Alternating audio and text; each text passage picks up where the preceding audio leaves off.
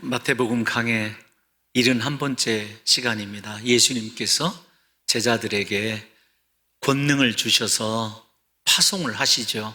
보내시는데 제자들의 모습은 아무런 다른 사람을 공격하거나 혹은 자기 자신을 보호할 수 없는 힘이 없는 양의 모습으로 보내시고, 오히려 그 양들로서 세상에 나가서 복음을 증거해야 되는데 복음을 들어야 될 세상의 사람들의 모습은 이리때의 모습으로 그렇게 비유되어져 있습니다. 주님이 이 비유를 통하여 제자들은 우리들에게 해주시고자 하시는 말씀의 의도가 무엇인지를 한번 생각해 봐야 돼요.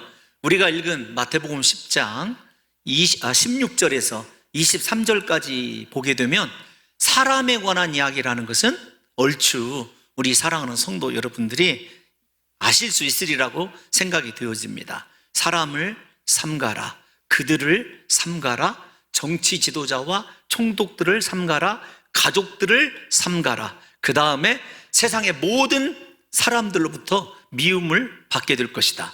종류만 좀 다를 뿐이지 사람에 대하여 주의하고 사람에 대하여 어떻게 대처할 것인가 라고 하는 것을 예수님께서 우리들에게 말씀하고 계셔요.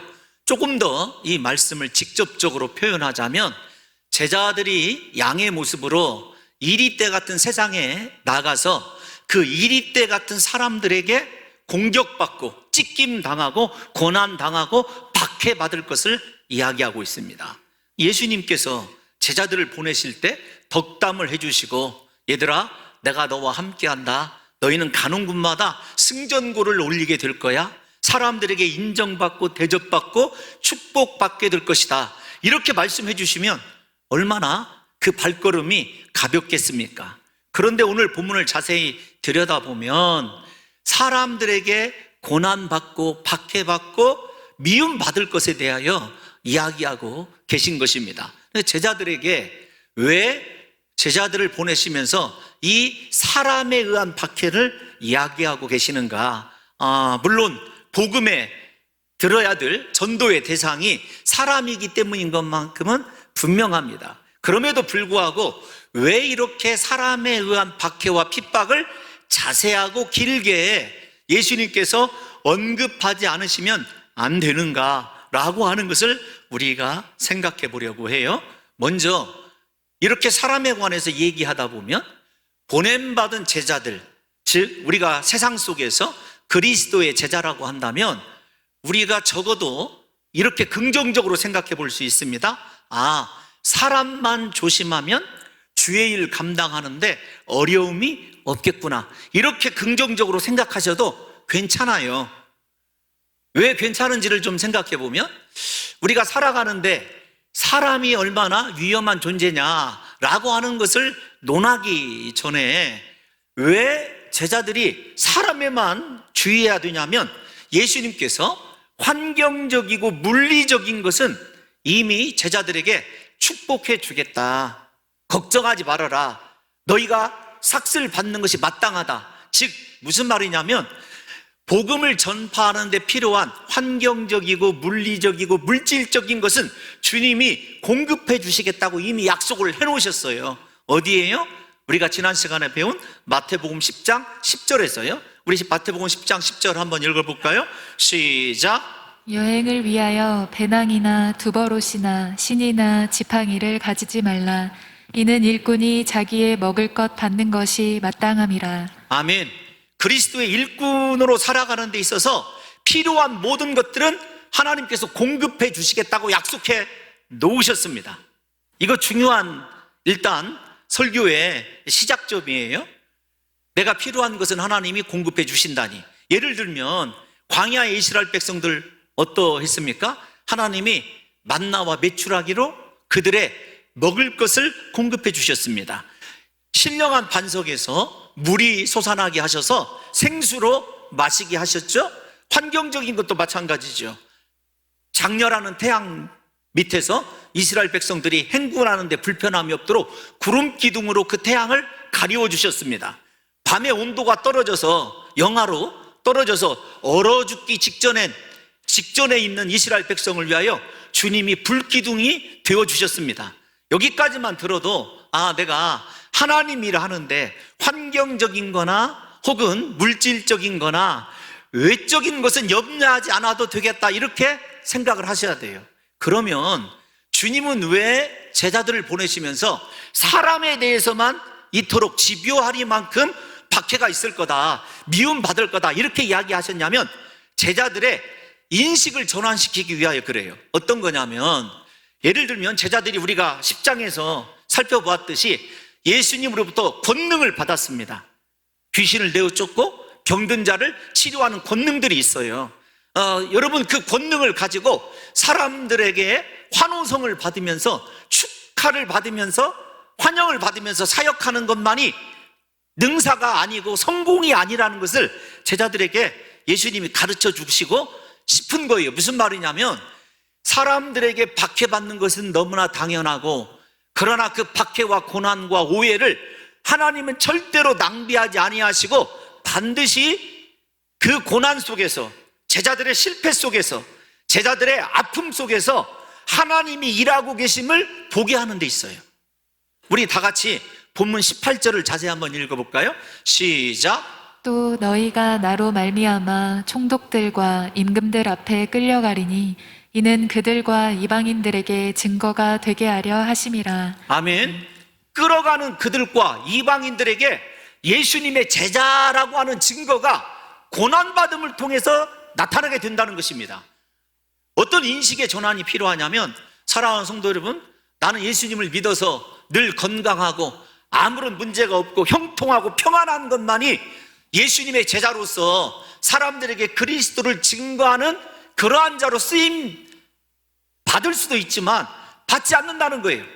진짜 그리스도가 증거되게 되는 것은 사람으로 인한 박해 가운데서 오로지 나를 보내신 주님을 인식하고 견디고 지혜롭게 대처하는 그 삶을 통해서 예수 그리스도가 증거된다는 것입니다.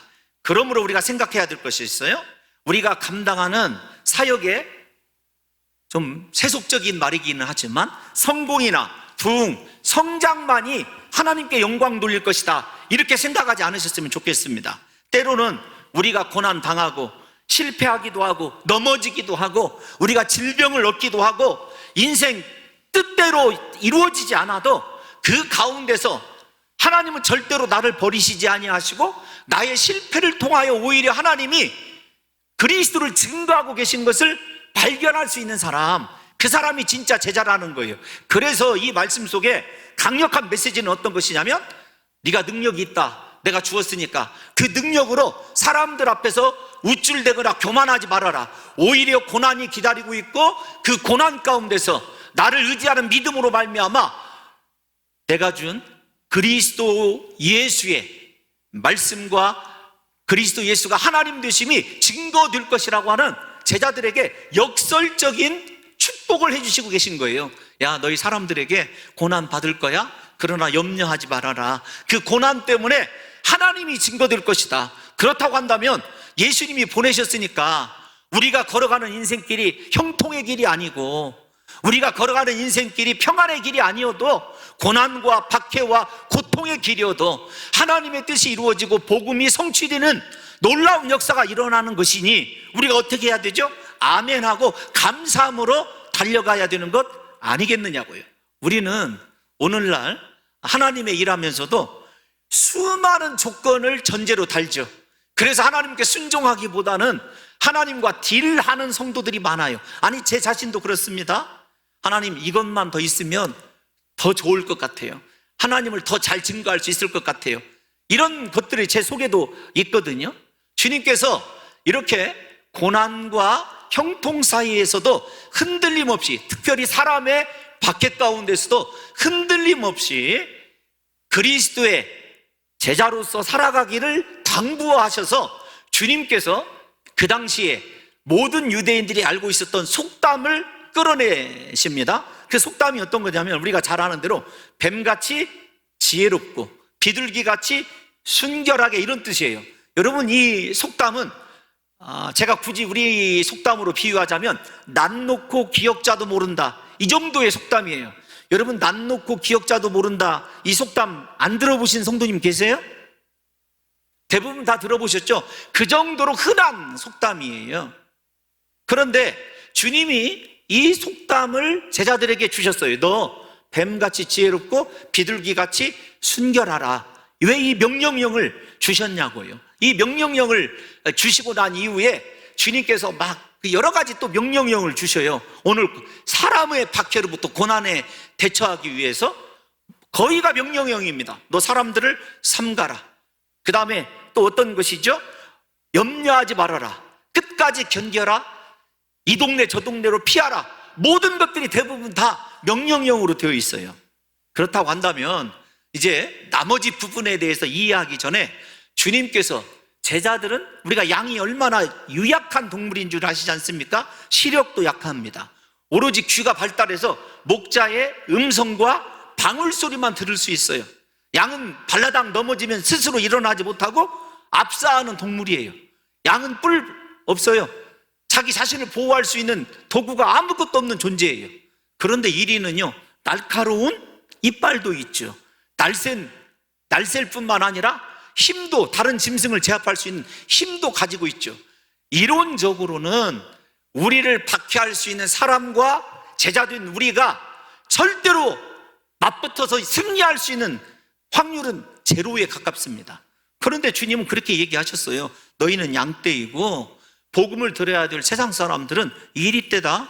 너 그들에게 보내는데 사람을 삼가해야 돼. 사람을 삼가하되 너 자신을 뱀처럼 지혜롭게 하고 비둘기처럼 순결하게 하라. 여러분, 이 두 마디가 오늘 설교의 거의 모든 것을 좌우합니다. 왜 주님은 뱀처럼 지혜롭게 하라고 먼저 말씀을 드렸냐면, 일단 이렇게 좀 접근을 해보죠.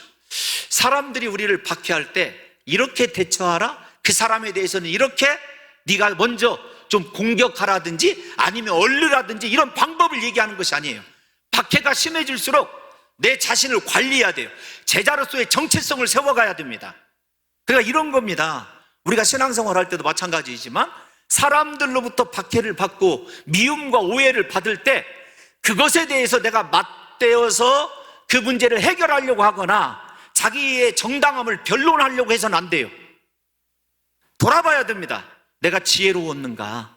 내가 순결했는가? 이 두 가지 정체성이 사람으로부터 일어나는 박해를 감당할 수 있는 유일한 길로 주님이 제시해 주셨다라고 하는 것을 생각해 보면, 지혜롭고 그 다음에 순결한 것이 우리에게 얼마나 중요한 인자인가라고 하는 것을 우리 사랑하는 성도 여러분들과 제가 분명하게 이 시간에 인식을 해야 돼요.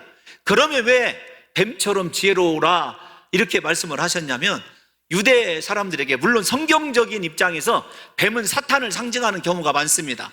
그런데 이 유대의 정서에 뱀은 매우 신중하고 분별력 있는 파충류로 알려져 있어요. 신중하다는 어떤 면에서 신중하냐면 뱀이 함부로 공격하지 않습니다. 언제나 신중하게 정탐을 해봐요. 내가 먹을 수 있는 음식이냐 아니냐, 혹은 싸울 수 있느냐 아니냐. 그래서 뱀을 아주 신중하다고 생각을 해요. 두 번째, 분별력이 있다라고 하는 것은 사물의 이치를 압니다. 그리고 기후의 변화를 알아요. 뱀이 아주 민감합니다. 거기에다가 지혜롭다고 생각하는 이유는 어떤 것이냐면, 사막지대 아닙니까? 사막지대, 물 한 방울 없는 곳에서 뱀이 자기 자신의 몸을 이렇게 또아리를 튼다고 하지 않습니까? 그래서 그곳에서 이 온도차에서 생겨나는 이슬을 받아가지고 이슬로 자신의 마른 목을 축이고 살아갈 수 있는 생존 본능이 있어요. 그래서 생존 본능과 신중함 때문에, 생존 본능을 위한 분별력 때문에 뱀이 지혜롭다 이렇게 인식이 되어지고 있습니다. 두 번째, 뱀이 지혜롭다고 인식되는 경우는 이렇게 생각을 해보세요. 뱀이 다리가 있습니까? 손이 있습니까? 날개가 있습니까? 없어요. 다른 짐승에 비해서 저주받아서 그런지 아무 장점이 없어요. 그런데 잘 생각해 보세요. 다리가 없고 손이 없음에도 불구하고 뱀이 몸 올라가는 나무 본 적 있습니까? 물에서 뱀이 얼마나 날래게 수영하는지 여러분 혹시 경험해 보신 적 있습니까? 저는 경험해 본 적이 있어요. 뱀이 너무 빨라요. 잘 생각해 보세요. 없어요. 다리도 없고 탁월한 후각도 없고 손도 없습니다. 그런데 그들이 이동을 못하거나 못 올라가거나 여러분 접근하지 못하는 곳이 있느냐고요. 뱀이 지혜롭다라고 하는 것은 없는 것을 생각하지 않아요. 자기에게 주어진 것 안에서 최선을 다해서 생존하는 능력이 있기 때문에 지혜롭다고 하는 거예요. 예를 들면 제자들에게도 주님이 앞에 10장의 말씀을 제가 조금 설명해 드릴 이유가 여기 있어요. 너 능력이 부족할 수 있다. 건강이 부족할 수 있다. 너 지혜가 부족할 수 있다. 우리 모든 성도들이 조금 이 부분에서는 잘 들어줬으면 좋겠어요. 주님이 우리에게 지혜도 주시고 건강도 주시고 능력도 주시고 외모도 탁월하게 해주시고 돈도 많고 금수저로 태어나겠다고 한다면 자기가 가지고 있는 걸로 일하죠. 하나님께 영광 돌리기가 쉽겠습니까? 뱀처럼 지혜로우라고 하는 말 속에는 우리에게 이것이 없고 저것이 없고 이것이 부족해도 괜찮다는 거예요. 왜냐하면 나를 이 모습 이대로 놔두신 분이, 이곳에 두신 분이 하나님이시라고 한다면 이 모습을 통해서도 얼마든지 하나님께서 충분히 일하실 수 있고 그분이 영광 받으실 수 있으시다라고 하는 하나님에 대한 신뢰가 내 속에 있느냐 없느냐의 문제예요. 그래서 뱀처럼 지혜롭고의 문제는 하나님과 나와의 관계의 문제입니다. 사랑하는 성도 여러분, 오늘부터 불평하지 마십시오. 어떤 것이 없어도 괜찮아요. 부족해도 괜찮아요. 내게 형통함이 없어도 괜찮아요. 반드시 나의 실패와 고통과 아픔을 통해서도 그분이 예수 그리스도를 증거하시기로 작정하셨으니까 그리스도만 증거된다면 우리가 기꺼이 그렇게 부족함 속에서도 신중함과 분별의 지혜를 가지고 하나님을 나타낼 수 있는 귀한 제자의 반열에 우리 사랑하는 성도들이 서시기를 예수님의 이름으로 축원합니다. 여러분, 비둘기같이 순결하게, 비둘기는요 우리가 잘 아는 대로 구약 제사에서 언제나 드려졌던 제물이에요. 그런데 비둘기가 왜 순결하냐면 비둘기는요 절대로 아무리 배가 고파, 아니 표현이 그래야 돼요. 배가 고파 굶어 죽어도 절대로 자신에게 허락되어지지 않은 것, 자신이 먹어서는 안 되는 것은 먹지 않아요. 비둘기가 뿐만 아닙니다. 비둘기는 살아있는 것만 먹어요. 그래서 언제나 깨끗하다 이렇게 인식이 되어져 있습니다. 그래서 우리 사랑하는 성도 여러분들과 제가 순결하다라고 하는 그 말 속에 어떤 것이 표현이 되어져야 하냐면 다른 것이 표현되어져야 되는 것이 아니라 나는 하나님 앞에서 거룩한가, 부족함에도 불구하고 지혜롭게 하나님이 증거되고 있으니 신중하게 대처할 뿐만 아니라 나를 박해하는 사람들을 굴복시키는 것은 다른 것이 아닙니다. 나의 순결이에요. 거룩입니다. 여러분, 하나님 입장에서 생각해 보세요. 어떤 사람이 거룩할까요? 아니 죄송합니다. 어떤 사람이 하나님 입장에서 정말 사랑스러울까 한번 생각을 해보세요. 여러분들 중에 대부분이 배우자가 있지 않습니까? 결혼했지 않습니까? 여러분, 순결한 남편이 좋습니까? 지저분한 남편이 좋습니까? 이거 물어보면 바보죠.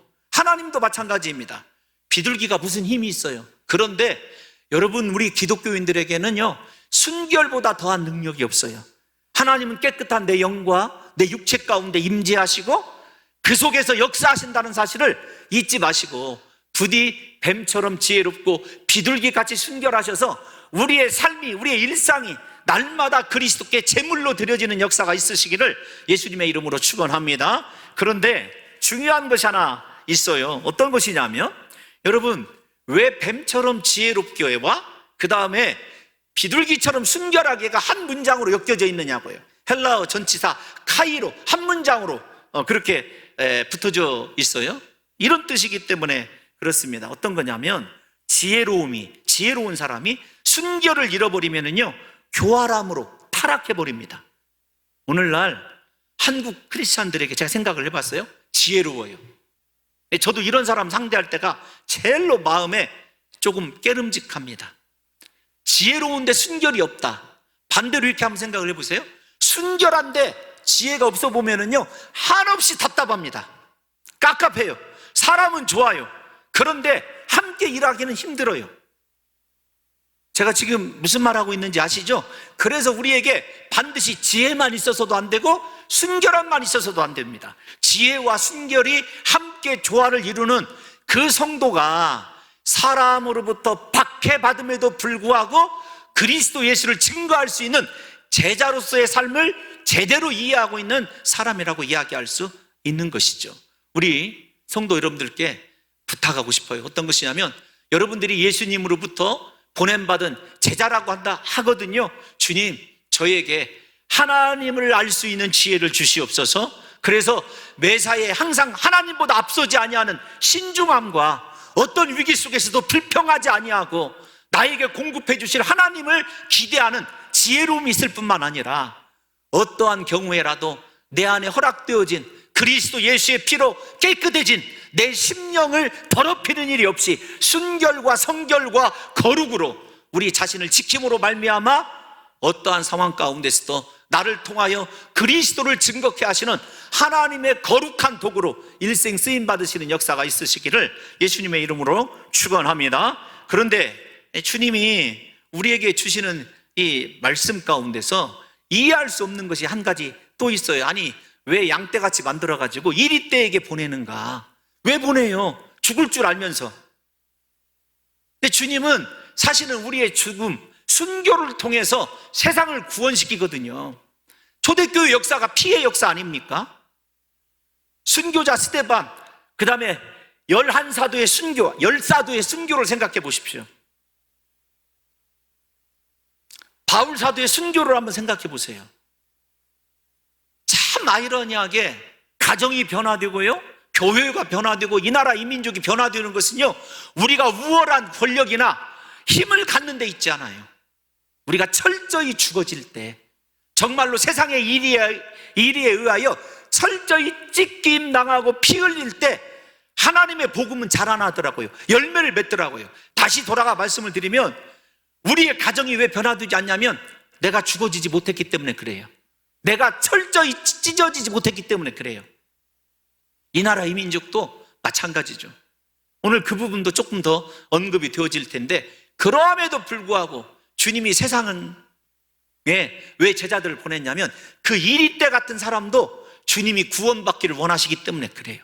사랑하시기 때문에 그래요. 그래서 산상수훈에서 원수를 사랑하라고 주님이 미리 우리에게 못 박아둔 이유가 여기에 있어요. 다시 말씀을 드립니다. 우리를 핍박하고 박해하는 사람이 내 생각에는 저 사람 당장 하늘에서 벼락이 내려서 벼락 맞고 그랬으면 좋겠는데, 아니, 순화시켜서 죽었으면, 봉동사투리로, 여러분, 그랬으면 좋겠는데 하나님은 우리에게 그런 마음 갖는 것조차 용납하지 않으세요. 참 힘든 것 아닙니까? 우리가 요한복음 3장 16절 잘 아시잖아요. 그 세상에 다 포함되어 있어요. 우리 한번 암송해 볼까요? 시작. 하나님이 세상을 이처럼 사랑하사 독생자를 주셨으니 이는 그를 믿는 자마다 멸망하지 않고 영생을 얻게 하려 하심이라. 아멘. 사랑하는 성도 여러분, 생각해 보세요. 왜 양의 모습으로 이리떼에게 보내셨냐면 그것이 사람들을 향한, 세상을 향한 하나님의 마음이에요. 사랑의 마음입니다. 그래서 우리 제자들에게 사실은 사람을 삼가하고 박해하는 가운데 있어서 드러나 있지 않지만, 문맥상 드러나 있지 않지만 가장 중요한 것은 내가 영혼을 사랑하고 있는가예요. 사람을 사랑하고 있는가, 특별히 나를 박해하는 사람을 사랑하고 있는가. 이게 참 딜레마 중에 딜레마이거든요. 예수 믿는 사람들끼리 사랑하지 못하는 모습을 바라보면서 세상 사람들이 얼마나 손가락질 하겠습니까? 부디 우리 사랑하는 성도 여러분들에게 우리는 세상으로 보냄받은 존재일 뿐만 아니라 나에게 반드시 기록되든지 기록되어 있지 않든지 나는 영혼을 사랑해야 될 그리스도의 제자라는 사실을 우리 사랑하는 성도 여러분들이 잊지 않으셨으면 좋겠습니다. 그런데 주님이 이런 전제 속에서 왜 사람들을 삼가라고 그랬을까요? 이걸 보면 사람에 대한 정의가 또 한 번 나눠져야 돼요. 죄송하지만 복잡하지만 왜 그런가 하면 오늘 본문 10장에는 사람이 세 종류가 있어요. 하나는 우리가 반드시 찾아내야 될 사람이 있어요. 10장 11절 한번 읽어볼까요? 10장 11절 시작. 어떤 성이나 마을에 들어가든지 그 중에 합당한 자를 찾아내어 너희가 떠나기까지 거기서 머물라. 지난 시간에 말씀드렸습니다. 나와 함께 그리스도 예수의 복음 사역을 감당할 만한 동역자를 찾아내는 거예요. 여러분, 목사에게는요 사람이 상급입니다. 여러 차례 말씀을 드리지만 저는 우리 사랑하는 부목사님들에게 딱 한 가지만 기도시킵니다. 어떤 거냐면, 너무 여러 차례 말씀드려 죄송하지만, 하나님 저와 함께 생명을 나눌 수 있는 장로님을 허락해 주세요. 정말 좋은 장로를 만나고 좋은 사람을 만난다는 건 목회자에게 복이거든요. 그건 어떻게 해야 돼요? 찾아내야 돼요. 정말로 간절하고 애절하게 그 사람을 달라고 하나님께 부르짖어 기도해야 됩니다. 이럴 사람이 있고, 두 번째는 삼가해야 될 사람이 있어요. 그 삼가해야 될 사람의 리스트는 여기에 쭉 나와 있어요. 지금부터 할 거예요. 그리고 세 번째 사람은 어떤 사람이냐면 복음을 들어야 될 사람이 존재하는 거죠. 그래서 10장에는 세 가지 부류의 사람이 존재하고 그들에 대하여 내가 어떻게 지혜롭게 거룩으로 대할 것인가 라고 하는 것이 오늘 본문에 여러분 주된 전개라고 이렇게 말씀드릴 수 있어요. 먼저 여러분, 사람을 삼가라 이렇게 말씀하셨죠? 17절 말씀 한번 읽어보겠습니다. 시작. 사람들을 삼가라. 그들이 너희를 공회에 넘겨주겠고 그들의 회당에서 채찍질하리라. 공회와 회당에 넘겨줄 수 있는 사람은 어떤 사람이냐면 바리새인들과 서기관들, 즉 종교 지도자들이에요. 그러니까 우리가 잘 아시다시피 사도행전을 읽어보면 끝까지 유대 저 종교 지도자들이 제자들을 핍박했던 것을 아실 거예요. 그 이야기가 아니더라도 저 말씀이 시사하는 바는요 실로 엄청난 거예요. 어떤 거냐면 삼가해야 될 사람, 접근하지 말아야 될 사람, 이런 뜻이에요. 삼가다라는 말은 접촉하지 말아라 그런 뜻입니다. 완전히 격리해라 그런 뜻이에요. 어떤 사람이냐면 종교 지도자예요. 오늘날로 말하면은 쑥스럽기도 하고 부끄럽기도 하지만 목사들을 이야기합니다. 교회 지도자들을 이야기해요. 교회 지도자들이 우리가 10장에서부터 목자 없는 양의 기진함과 고생함, 그 모티브 기억하시죠? 2주 전부터 10장에 나온 이야기인데 벌써 까 잡수셨어요? 다시요 여러분. 목자가 양을, 여러분 에스겔 34장 이야기 제가 읽어드렸어요. 목자들이 양을 팔아먹어요. 양을 먹고 배불러요. 그들을 삼가라는 거예요. 무슨 말입니까? 이중적인 지도자들을 삼가라는 말이에요. 여러분, 저 홍 목사를 삼가해야 돼요. 심지어 그 바리새인들과 서기관들이 예수 그리스도를 십자가에 못 박아 죽게 한 사람들이에요. 그래서 여러분, 오늘날 우리가 삼가해야 될 사람들이 어디에 있냐면 교회 안에 있어요. 이중적이면서 항상 다른 사람 정죄하고 비판하기 좋아하는 사람, 아이들 말로 뒷담화하기 좋아하는 사람, 여러분 삼가해야 됩니다. 아닌 것 같은데 내가 아무리 내 마음의 순전함과 주관을 지켜도요 옆에서 얘기하는 사람이 언제나 부정적이고 비판적인 것에 길들여지면은요 나도 똑같은 사람 돼요. 그래서 여러분들이 꼭 아셔야 될 것이 어떤 것이냐면, 교회에서 지도자들을 삼가해야 되는데 그 지도자가 이중적인지 정직한지 아닌지를 판단하셔야 되고, 성도끼리도 마찬가지예요. 여러분, 지금 누구와 교제하고 있는지를 잘 생각해 봐야 됩니다. 내가 교제하고 있는 집사님은 언제나 위로와 칭찬의 말을 해줄 뿐만 아니라 말씀 붙잡고 기도하는 사람이다. 여러분, 그 사람 놓치면 여러분 평생 손해예요. 저는 제가 일부 때는 말씀을 안 드렸습니다만 참 감사하는 게 있습니다. 저희 그 모교회가 조그마한 교회거든요. 그런데 목회자, 그 다음에 사모가 약 20명 정도 그렇게 배출된 교회예요. 지금도 그 선교회 이름이 바울 선교회 이름이에요. 우리를 길러주셨던 스승님이 매일 아침마다 톡이 옵니다. 내가 오늘 또 홍 목사를 위하여 기도했노라. 저녁에도 기도했노라. 기도해 주는 거예요. 기도의 동역자들이 얼마나 힘이 드는지 몰라요. 그러니까 예수를 잘 믿고 신앙생활을 행복하게 하는 데는요, 사람 복을 얻어야 돼요. 그러니까 여러분 잘 생각해 보세요. 여러분 주변에 있는 사람이 삼가의 아들, 이쪽을 보고 얘기하면 안 되겠네. 삼가의 아들 사람인지 아니면 찾아내야 될 사람인지를 한번 생각해 보세요. 그 조그만한 선교회를 운행하면서도 왜 이거 가야 되느냐, 왜 돈을 10,000원씩이나 내라고 하느냐. 여러분 삼가해야 될 사람이에요. 잘라내야 될 사람이에요. 여러분의 영혼에 도움이 안 되는 사람입니다.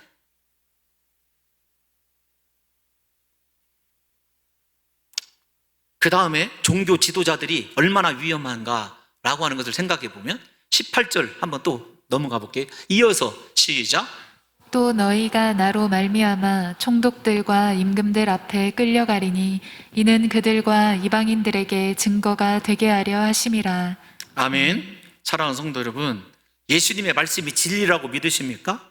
만약에 홍 목사가 정치하는 지도자들이나 권력 갖고 있는 사람들과 가까이 하거든요, 여러분 정말로 삼가해야 될 사람이에요. 한국 교회의 타락은 저기에서부터 이루어지는 거예요. 물론 복음 들어야 될 사람이 있죠.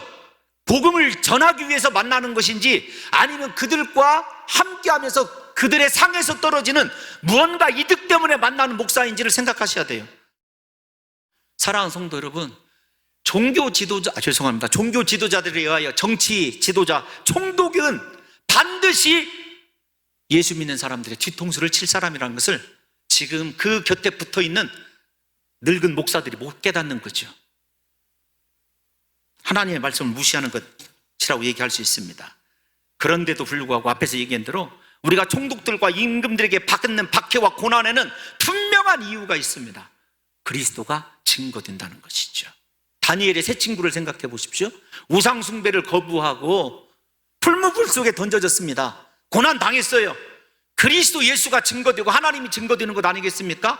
다니엘을 생각해 보십시오. 정치 대적들과 맞섰어요. 무엇으로 맞섰냐면 순결함, 비둘기의 순결함, 하나님 앞에서 신앙으로 맞섰어요. 사자굴에 던져졌죠.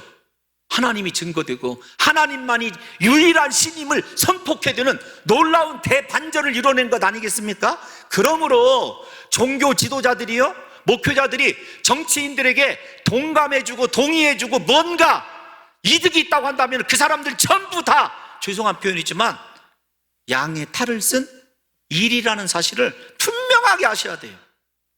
그런데 정치인들과 총독들에게만 고난을 당하느냐? 그렇지 않아요. 21절 한번 읽어볼까요? 시작. 장차 형제가 형제를, 아버지가 자식을 죽는 데에 내주며 자식들이 부모를 대적하여 죽게 하리라. 아멘. 6.25 때 실제적으로 한국 교회사를 보면 그런 일이 있어요. 이념이 다르고 신앙이 다르다고요, 부모가 자식들을 인민재판에 넘겨줘서 순교한 예가 실제적으로 존재해요. 제가 오래전에 요르단에 선교를 갔다가 그 형제 하나를 만났어요. 형제를 소개시켜 줘서 선교사님이. 근데 그 형제가 가족들과 완전 떨어져 살아가죠. 왜 그러냐면 가족들이 개종했다고 가족들이 죽이려 해요. 앞으로도 이런 일이 분명하게 있어야 돼요. 그러니까 우리가 가족 복음화, 가족 구원을 왜 이루어야 되는지를 한번 생각해 봐야 돼요. 부부도 똑같은 동일한 신앙을 가지고 살아가고 말세를 맞이하여야 그 가정이 평안한 거죠. 또 하나 볼까요? 22절 계속해서 한번 보겠습니다. 시작. 또 너희가 내 이름으로 말미암아 모든 사람에게 미움을 받을 것이나 끝까지 견디는 자는 구원을 얻으리라. 아멘. 모든 사람에게 미움을 받을 거예요. 진짜 제자로 살아가면. 그런데 어떻게 하라고요? 사람에게 미움받아도 그것 때문에 위축들거나 포기하지 말고 끝까지 견뎌라. 할렐루야. 견디는 것이 믿음인 줄로 믿습니다. 믿음을 가지고 견디라는 거예요. 뿐만 아닙니다. 이 본문 속에 하나님이 너와 함께 하시니 염려하지 말라라는 내용이 숨겨져 있어요. 우리가 19절, 20절 한번 다 같이 읽어볼까요? 시작. 너희를 넘겨줄 때에 어떻게 또는 무엇을 말할까 염려하지 말라. 그때에 너희에게 할 말을 주시리니 말하는 이는 너희가 아니라 너희 속에서 말씀하시는 이 곧 너희 아버지의 성령이시니라. 아멘. 성령 하나님이 말씀으로 나를 지켜주고 계신다는 사실을 믿으셔야 됩니다. 염려하지 마십시오. 사람들이 여러분들을 박해한다고, 신앙생활 하면서 교회 안에서 미움받는다고 여러분 두려워하지 마십시오. 우리 안에 계신 성령께서 말씀으로 역사하시고 나를 위로하실 뿐만 아니라 내가 어떻게 대처해야 될지 성령께서 가르쳐 주실 줄로 믿습니다. 사랑하는 성도 여러분들이요, 우리는요 우리의 힘을 의지할 수가 없어요. 왜냐하면 양 같은 존재들이기 때문에 원래 힘조차 없어요. 그런데 우리 속에 누가 계시냐면 성령 하나님이 계셔요. 우리 로마서 때 잘 배웠지 않습니까? 로마서 8장 27절 한번 읽어볼까요? 시작. 마음을 살피시는 이가 성령의 생각을 아시나니 이는 성령이 하나님의 뜻대로 성도를 위하여 간구하심이니라. 아멘. 저와 여러분들을 위하여, 오해받고 미움받고 고난받는 저와 여러분들을 위하여 성령께서 기도하고 계신 줄로 믿습니다. 그러니까 여러분, 고난 가운데 나 혼자다, 하나님이 침묵하신다, 하나님은 나를 버리셨다, 이렇게 생각하면 큰 오산입니다. 성령 하나님도 나와 지금 함께 고난받고 계신 것이죠. 그 하나님을 확인하시면서 어떤 고난 가운데에서도 주여 내가 성령 충만함을 잃지 않게 도와 주옵소서, 아버지의 영으로 충만하게 도와 주옵소서. 우리 온 성도들이 성령 충만하시기를 예수님의 이름으로 축원합니다. 여러분, 마지막이 어떤 것이냐면 우리가 22절에서 끝까지 견뎌라, 인내가 믿음이다, 이렇게 말씀을 드렸는데 성경 전체를 읽어봐도 우리에게 인내가 얼마나 어려운가, 끝까지 견디는 것이 얼마나 어려운가. 왜냐하면 사람 때문에 시험에 들고 환경 때문에 무릎을 꿇게 되면은요 그 신앙이 회복되기가 어렵더라고요. 그래서 우리에게 필요한 건 성령의 도우심 가운데서 끝까지 견디는 것인데, 히브리서 10장 36절 한번 읽어볼게요. 히브리서 시작. 너희에게 인내가 필요함은 너희가 하나님의 뜻을 행한 후에 약속하신 것을 받기 위함이라. 아멘. 사랑하는 성도 여러분, 우리에게 인내가 필요하다, 견디는 것이 필요하다. 왜냐하면 하나님의 뜻을 행한 후에 약속하신 것을 받아내주는 하나님이 우리가 하나님 뜻대로 행했습니다, 하나님이 허락하실 것이 단번에 임하는 것이 아니라 반드시 기다려야 되는 거예요. 그래서 원망하거나 불평하지 마시고요, 지금의 시련과 고통과 건강의 위기 가운데서도 염려하지 마시고 끝까지 하나님을 믿음과 인내로 기다리실 수 있는 귀한 성도들 되시기를 예수님의 이름으로 축원합니다. 마지막 하나가 어떤 것이냐면 이제 다 왔어요. 23절 한번 읽어보겠습니다. 지혜롭게 행했으면 좋겠어요. 시작. 이 동네에서 너희를 박해하거든 저 동네로 피하라. 내가 진실로 너희에게 이르노니 이스라엘의 모든 동네를 다 다니지 못하여서 인자가 오리라. 아멘. 이스라엘에 아직 복음이 안 들어갔죠? 그러니까 이스라엘에 복음이 들어가면 예수님이 오실 거라고 생각하는 목회자들이 참 많이 있습니다. 그런데 중요한 건 어떤 것이냐면 뱀처럼 지혜롭게 이 동네에서 박해하면 저 동네로 피할 수도 있어야 돼요. 순교하면 은혜이지만 피할 수 있을 때는 피해야 됩니다. 사도 바울이 그렇게 했지 않습니까? 유대인 대적자들을 피해서 우리가 잘 아는 대로 소아시아에서 유럽에서 또 다른 선교의 비전을 꾸었던 사도 바울을 생각하셔서 부디 우리 사랑하는 성도 여러분들께 마지막으로 두 가지만 권면하고 싶습니다. 여러분, 지혜롭게 신앙생활 하실 뿐만 아니라 예수님은 분명히 다시 오십니다. 이 땅이 영원하지 않습니다. 다시 오실 주님이 제자로 인정할 수 있을 만큼 끝까지 주님만을 섬기시기를 예수님의 이름으로 축원합니다.